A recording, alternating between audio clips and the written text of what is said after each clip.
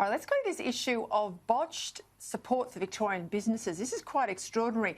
Struggling businesses have now been forced to take out loans, we heard over the weekend, to repay tens of thousands of dollars in COVID-19 grants that they were paid wrongly. The mistake was with the government, by the government. Now, more than 1,000 Victorian businesses, they've lodged complaints with the government over the botched Business Support Fund. For more on this, I'm joined now from Melbourne by the journalist who broke this story, national personal finance writer and columnist at News Corp, Sophie Elsworth. Sophie, I have to say, I contacted you straight away when I read this story on the weekend. I think it is utterly appalling. Tell us what happened.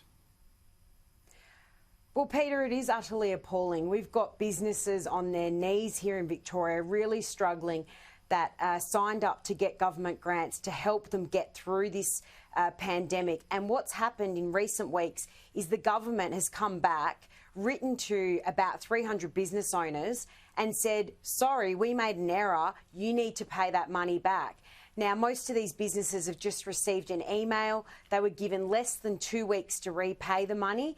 And, Peter, they've been given absolutely no explanation as to what actually went wrong. So they don't know if it's an error on their part or on the government's part. But in some cases, they're paying back $20,000 to $30,000, which they simply don't have. They've spent the money. Yeah, well, and you're absolutely right. This is $20,000 or $30,000. This is businesses that, for many of them, closed for months and months last year. And as we've seen at the start of this year, there's nothing like certainty in Victoria. There's only certainty of chaos and lockdowns. Even the issue of that recent 5-day lockdown, they call it the circuit breaker. I call it lockdown number 3. But the government has only just announced some compensation. I listened to a lot of people on radio over the weekend. We're talking about $2,000 for businesses, florists, restaurants, etc., shut down over that 5-day period. Chris Lucas from Chin Chin, who I had the show on, who I had on the show last week, he said he threw away, in Melbourne alone, $30 million worth of produce. That is extraordinary. Peter, it's heartbreaking for these businesses. I mean, they have got no confidence now in what lies ahead. They're very concerned that this is a Band-Aid solution.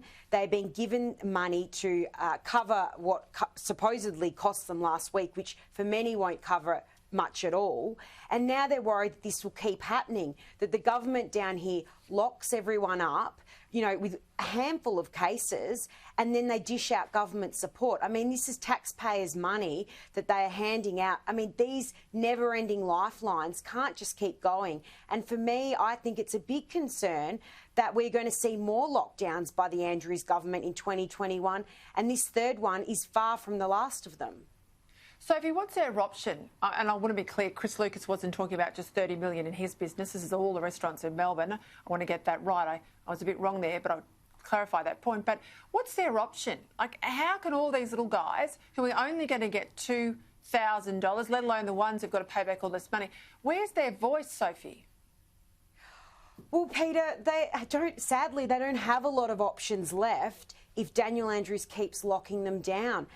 We've got various business groups trying to stand up for them, but they're operating, for example, in the Melbourne CBD, of 50% of public and private sector workers allowed back. Now, very few of these workers are back spending in the city. Then in the regions, we've got people not travelling because they're concerned, they'll get trapped. We had the 5K rule that was in the regional areas, which was just crazy. I mean, why were people out 200-300 Ks from Melbourne where there's never been a COVID case, businesses locked down? My own hometown, my parents live on a farm, they were locked down. There's no one, within kilometres of them. It's just, there's not a lot of hope, sadly, Peter, Sophie, and this can't go on. You stay on it, so will I, but this just isn't good enough.